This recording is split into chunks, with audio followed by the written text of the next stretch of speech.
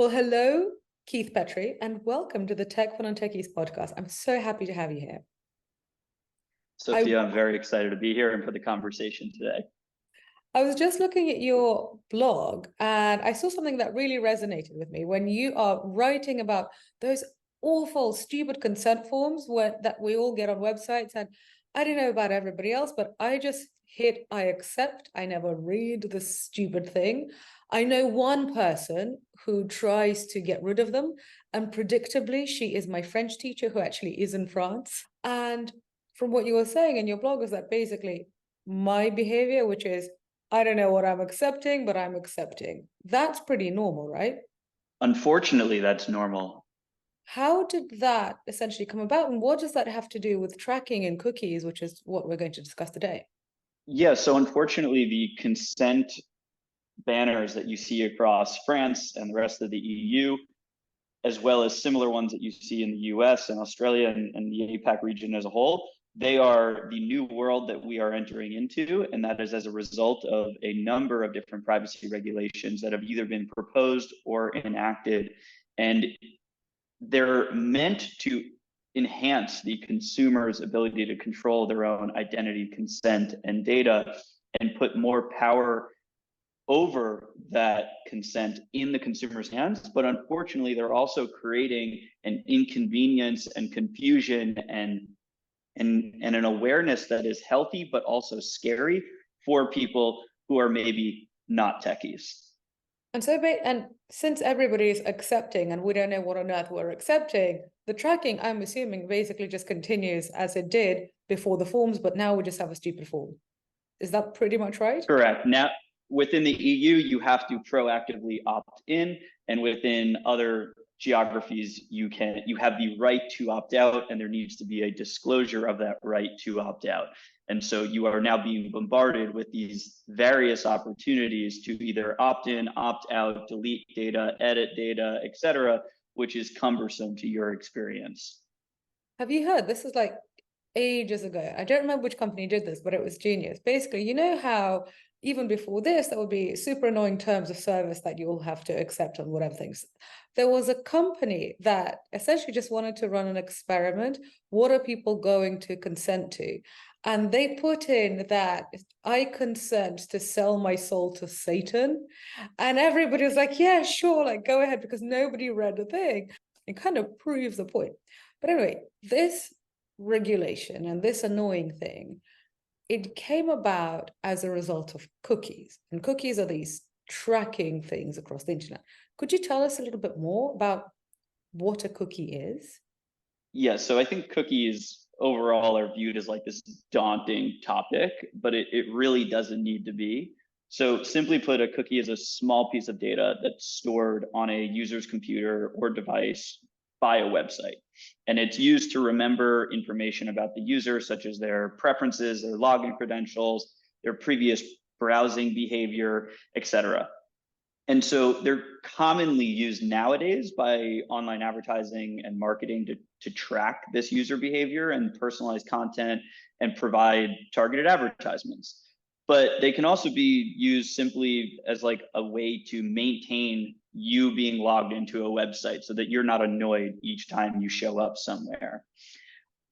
Kind of taking a step back and understanding how they started versus the proliferation of all these various use cases that I just mentioned today, kind of will paint a bigger picture of like the pros and cons. So to look a bit deeper, this small text string, which is stored on your browser by a website, whether that is on Chrome or Safari, or maybe originally on like Netscape, which is where they were created, they're basically recalled when you visit again. So this text string that's on your browser, and it's saved there by, let's say ESPN.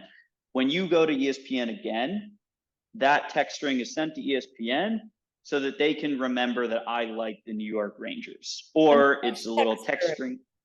Is text string a little line of code, or is there another explanation? It's really just as simple as ID 456. So it's just a reference number, and when you show up to Nordstrom, it sends that ID to Nordstrom, and Nordstrom is able to remember and personalize the page And it says for me that Keith buys way too many shoes. We should make sure that we display shoes to Keith as soon as he hits that page. So basically, it's the digital equivalent of leaving your scent. Is that right? Perfect. I couldn't have said it better myself. Okay, great. And so, why is it called a cookie? Because cookies are delicious, and this sounds useful, but definitely not very tasty. I have no idea why it's actually called a cookie. That's a great question. And so there have been major changes at Apple, which have really disrupted the advertising industry. And I know for me, they've driven my advertising costs up. And so how have these Apple changes affected tracking across the industry in general? So I'm going to give a bit more background about how a cookie started versus and how it's used today before diving into Apple in particular. Because when cookies started, they enabled a single site to remember your preferences, your logged in sessions, what products you had in your shopping cart, and they were within this silo of a single site, and that's referred to as a first-party cookie. And they're simple and they're harmless and they're actually beneficial to you as a visitor when used appropriately. However, this use case has been expanded across multiple sites. And when a cookie is set by a third-party company and it's readable across multiple websites, that's when it's referred to as a third-party cookie. And this motivation was originally created when there were service providers, which you are very familiar with, that specialize in analytics and attribution and other marketing efforts. So like just high level examples of how these third-party cookies are used. If you are running a publisher site, let's use ESPN again, you know that Keith enjoys the New York Rangers in hockey, but you might not know that Keith is also a fan of photography and was recently looking at the new Leica Q3, which was just released.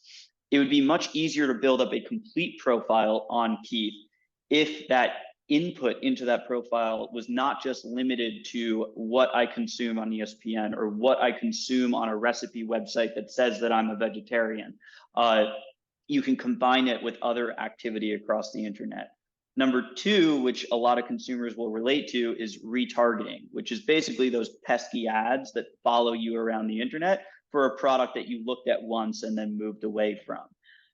The third thing, which relates to your annoyance with retargeting, is frequency capping, which is more or less the concept of an advertiser saying, I want to show Sophia an advertisement for this Hermes bag. I want to show it to her 8 times, but not 9 times. And without a third-party cookie, you wouldn't be able to limit the frequency of how often you show that ad. And then the last thing that I want to bring up for third-party cookies is measurement and attribution. As we all know from marketing touching all of our lives, you do not want to put $1 into marketing unless you can prove that you're going to get $2 out. And so if you are served an ad on the New York Post and you do not click it, and a few days later, you complete the purchase on Crate and Barrel for some dishes that New York Post showed you, the New York Post wants credit for driving that conversion, and that is capable because of third-party cookies. Third-party cookies are scrutinized. They are being demonized as a result of this new focus and awareness on privacy, but they could be manually disabled by the user. It's a little cumbersome to control, but it's just this concept of enabling the open and free internet. And so I'm not extremely negative on the third-party cookie as in a whole.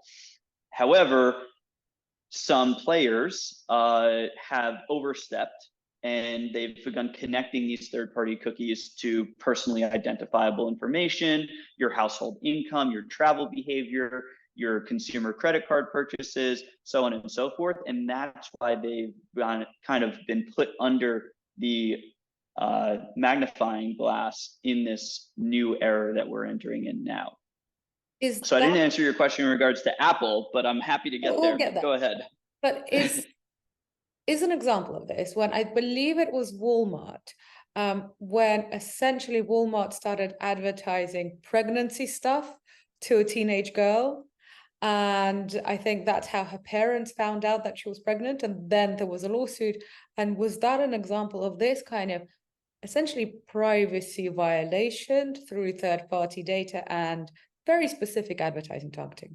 Yeah, I think violation is a harsh word, but I think overstepping and inappropriate use of data. I mean, there's only 2 countries in the world that permit the advertising of medications, and I think that that is something that is a whole different topic that we can get into. But pregnancy, in my opinion, falls underneath the realm of that same category, you could say.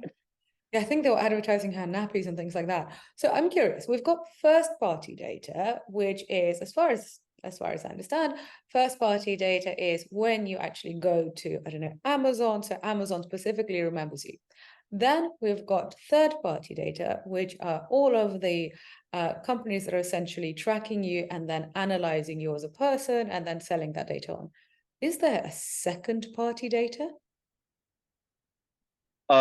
There are all types of terminology associated with data that is owned by the consumer, owned by a kind of what I refer to as a consumer-facing brand, and then third parties. In terms of second-party data, so my apologies, let's take a step back.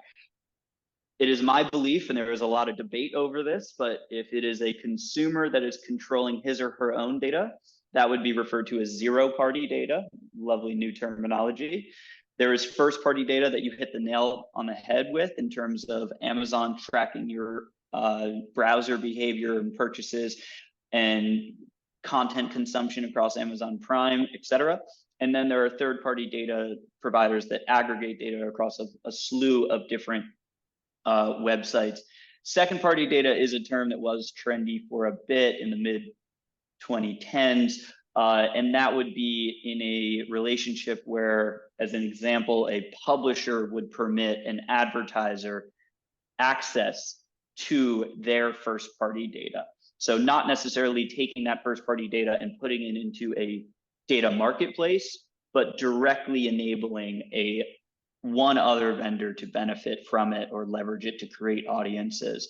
And all of this falls underneath the realm of data interoperability, and it enables a lot of the economics that drive the open and free web that consumers have grown accustomed to over the past 30 years. And so how does this proliferation of, well, we can say third-party data mostly, how has that been changed by what's happened at Apple? So Apple deprecated third-party cookies within Safari in 2020. However, deprecated, can you tell us what that is? Block the ability for them to exist. Deprecation is used frequently in regards to any type of technology or attribute or function that is blocked in some capacity. Now, Safari, Apple's browser, which they have control over, is not the largest player in the space. However, the users that are on Safari are a more desirable cohort for advertisers. They live within metropolitan areas. They have higher than average household wages and disposable income. And so surprisingly, the industry didn't take the deprecation of these IDs seriously at the time. However, Google has followed suit and declared that they would also deprecate third-party cookies within the Chrome browser, which has a much larger market share. And they supposedly have now committed to a timeline of doing that in 2024. And that is why this is a very big topic right now. So as a result of this change, businesses that are reliant on advertising revenue, especially publishers, they're looking for a new solution.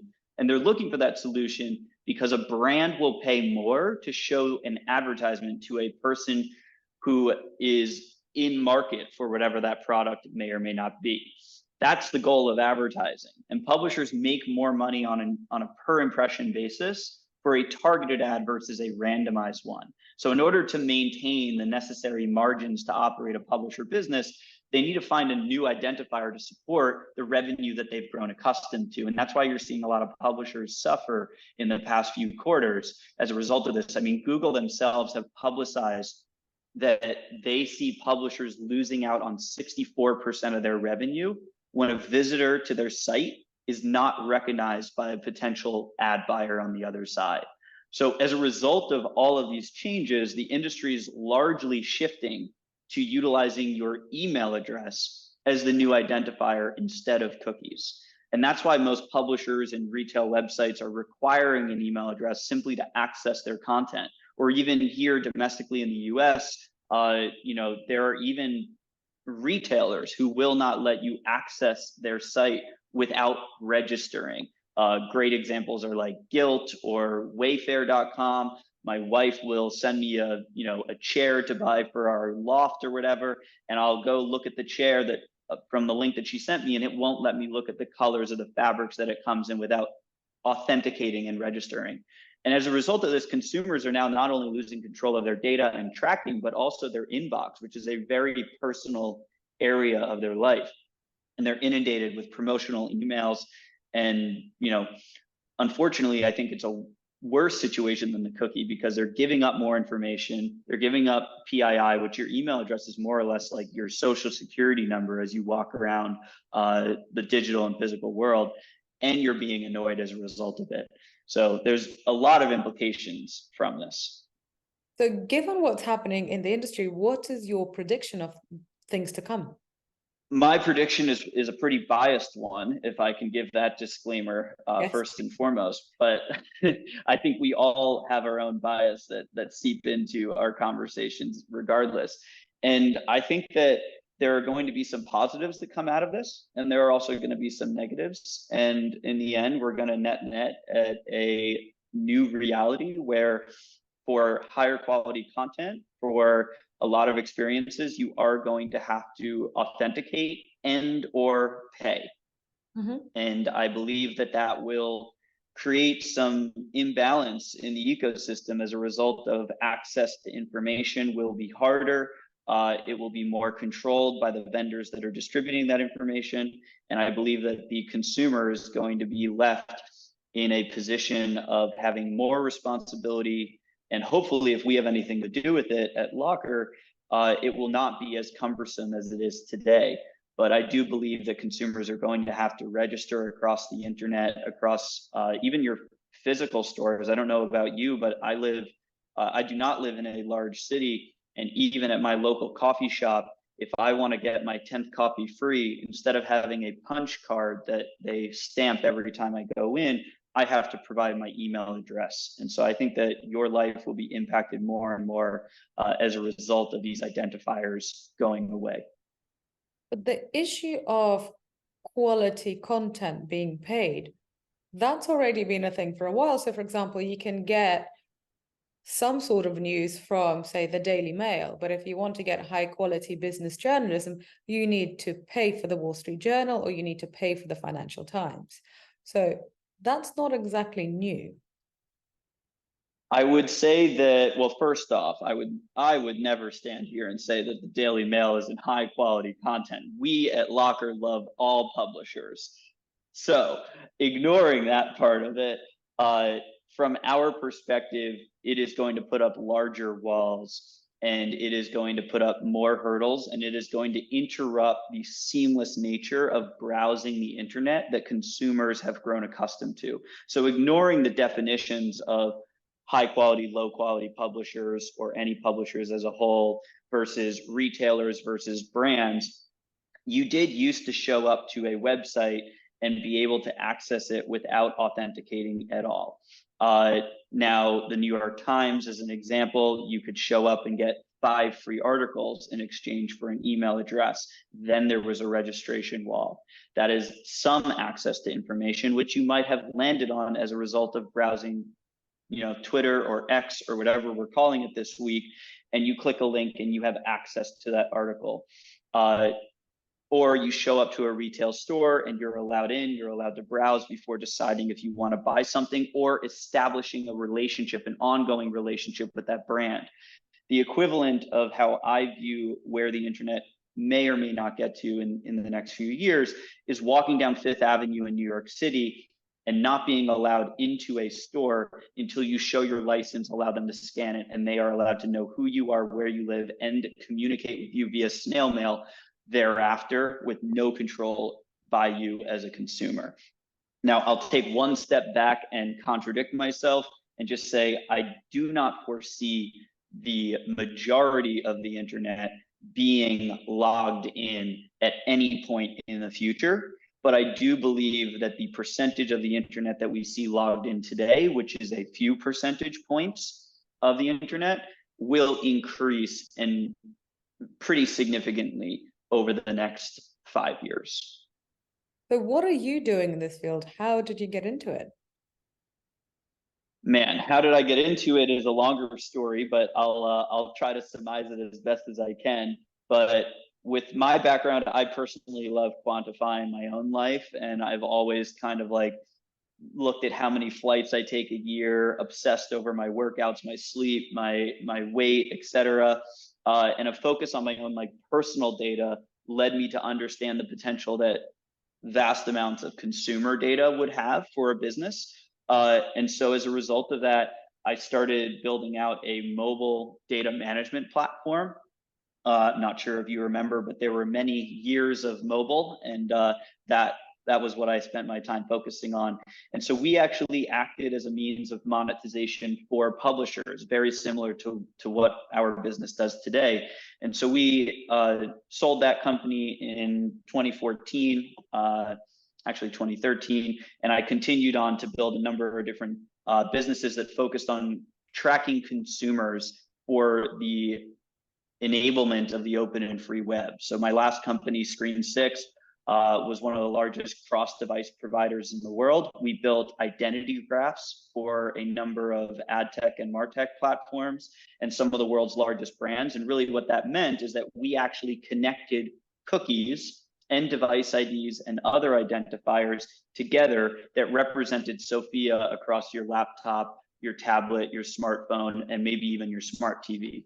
So basically, the long and short of it is I've spent close to 15 years focusing on the environment of tracking consumers, profiling, targeting, frequency capping, everything that we've talked about today. But now I'm kind of taking my understanding of how that sausage is made and flipping the script. And so now I am building a tool for consumers to control their own identity, consent, and data, all within this new realm of a private internet, you could say.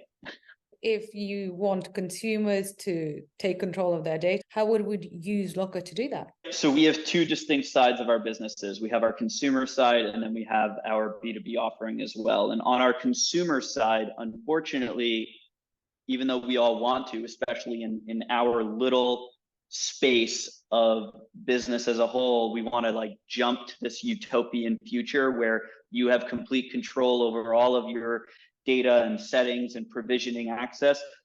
We need to start with a product that appeals to mass market usage. And so we've started with your inbox because, as I've already mentioned on this podcast, we believe that you are going to have to authenticate and provide your email more and more, both online and offline.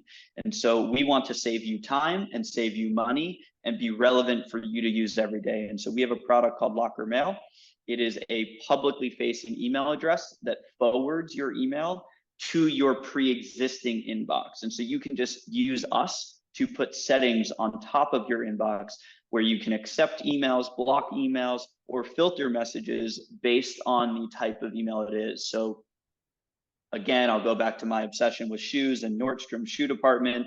If I buy something from Nordstrom through Lockr Mail, I can click one button that says, I only want my order updates and shipping confirmations, but you know what? Any deals that they send where it's 40% off or more on shoes, those I want to see. So those you can let through to me. So we just want to make it as seamless as possible for you to only get the emails that are relevant for you and then benefit from those emails. One of the newest features we released for consumers is as you're browsing the internet, when you go to Nordstrom, I block most of the emails, as I just said, but I might want to be alerted that Nordstrom sent me a 20% off discount code when I hit their website. And so we actually pop up and we'll show you that when you return to that site. So that's our consumer product. On the B2B side, we call ourselves our Identity Locker, which is more or less a way for publishers, brands, and retailers to enable consented identity on behalf of the consumer, where they get a usable identifier that enables them to sustain their business practices, but it's fully in control by the user, who understands what they're signing up for at that point of registration. And so, given how much you spent in the industry, and also the misconceptions probably around cookies and tracking, and everybody clicking accept, even though we don't know what on earth we're accepting, what is it that you wish business leaders knew and really understood about tracking and about cookies?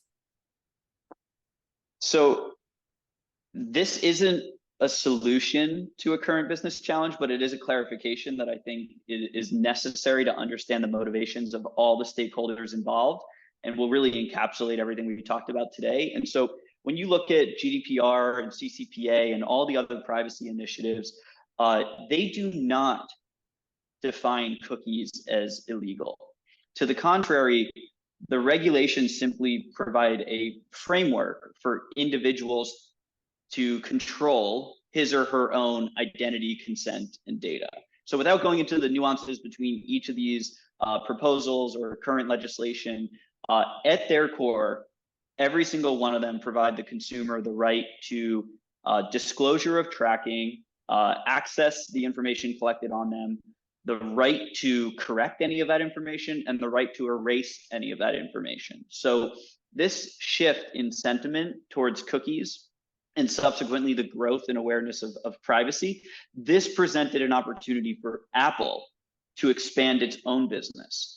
And Apple is doing so strategically by branding itself as privacy for users and depreciating these identifiers, cookies, device IDs, which we didn't talk about, but they're basically cookies on your mobile device.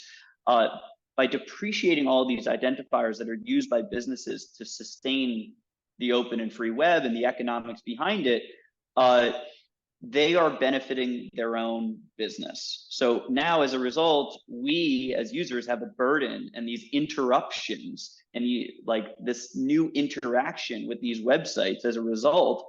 And Apple has purposely done this so that they can benefit their own business long term. And it's really going to be an interesting few years ahead as we see how this pans out for Apple and Google and other large consumer businesses. And honestly, the reactions across different geographies and these regulatory bodies and these anti-competitive efforts, it's going to be very interesting to see how everybody reacts. I'm curious what your take is on whether consumers actually genuinely care about being tracked, because I think consumers do genuinely care about the nonsense in their inbox, just because it's something that we deal with every day. And I don't know about you, but I've certainly missed emails from people I like, from friends, important business emails, just because there is so much crap in there that things do get lost. So that the email problem, I can see that people are bothered by it. But the data thing, especially with younger generations who are so used to, sharing every fart online, do they care enough? Do we as consumers, we say we care. It's a bit like, I find that a lot of people say, oh yes, going vegan, really good. And then they go and they have a steak. I mean, I just have the steak. I don't try to do the vegan thing. But there is us paying lip service to something that we think is important, but then in reality, we don't actually do anything about it. What are your thoughts? I would say the vast majority of consumers do not have reservations in regards to the tracking that occurs on the internet. I believe that tracking on the internet grew to a point that there were such bad actors that were viewed as normal, and those actors were impacting the ability for certain individuals to get a loan, or there were larger implications of this online tracking that I believe was grossly overlooked and needed to be regulated. However, this new regulation by government bodies who do not fully understand the impacts which they are having is overstepping and creating a worse environment. Now, I completely agree with you, and that is why Lockr is approaching it in this way. The implication of providing your email, providing your phone number, providing other types of interruptions in your life is much more of a concern for the average user than the actual tracking. Now, the response that we have from our user base is that they do not want to leverage the tools that we provide them for blocking Bonobos or Nordstrom or Nike or ESPN or whoever from communicating with them, but they want the ability to do so if those businesses treat the relationship in an inappropriate way. And that might mean blocking email, which they care about more, or it might mean blocking their ability to have data on them or track them. Mm-hmm. But our users really focus on simply wanting the ability to control that, versus in the past, if you click the unsubscribe button, it doesn't always work. We provide the ability that if you click the block button, it will work. And so to bring it back to your point, no, I firmly believe that the majority of internet users are completely content with the normal day-to-day functionality of publishers, brands, and retailers enabling free access to information in exchange for retargeting them with an ad for some cookware that they looked at once. Mm-hmm. And I know we've got some regulators who are listening to the Tech for Non-Techies podcast. And since you said that some of these regulations, they haven't been made by people who really understood the issue, what would you like those regulators to know, or what would you like them to change? Well, I think that there's already some movement from various stakeholders within ad tech, martech, the publisher ecosystem that are in touch with the appropriate regulators across state bodies as well as federal bodies to address the need for consistent federal regulation. It's very hard to abide by individual state laws. That is one of the largest issues facing the US by far. Number two is there's a need to get ahead of this because it is impacting businesses. And so when you look at it from the standpoint of typically regulation comes after the problems have occurred. Right now, there were problems that have occurred.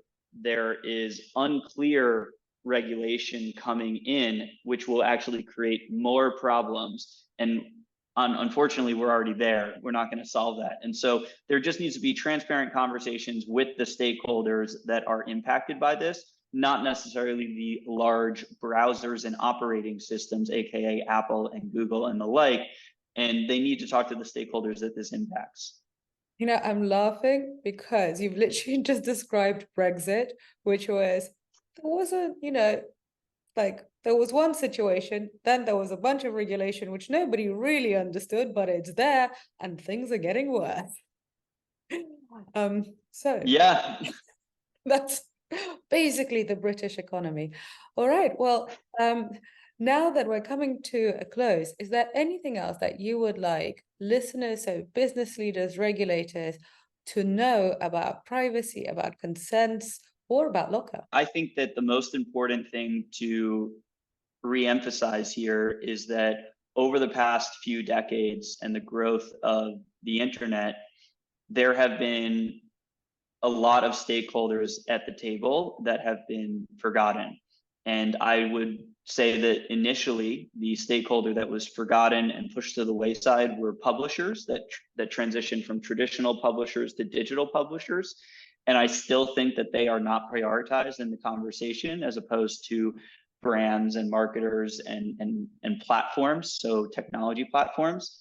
And I'd say that the new and most important stakeholder that the internet wouldn't function without is the user, is the consumer. And right now they are being forgotten. A lot of this regulation, a lot of the new technology that's being built is built around platforms and advertisers and their needs and not the consumer. And so us at Lockr, we are trying to be as vocal as possible as a representative for the average internet user in these industry working groups and regulatory bodies to represent them and their needs and their desires. And so I think that there should be others that also partake in that. We are not going to win at this alone.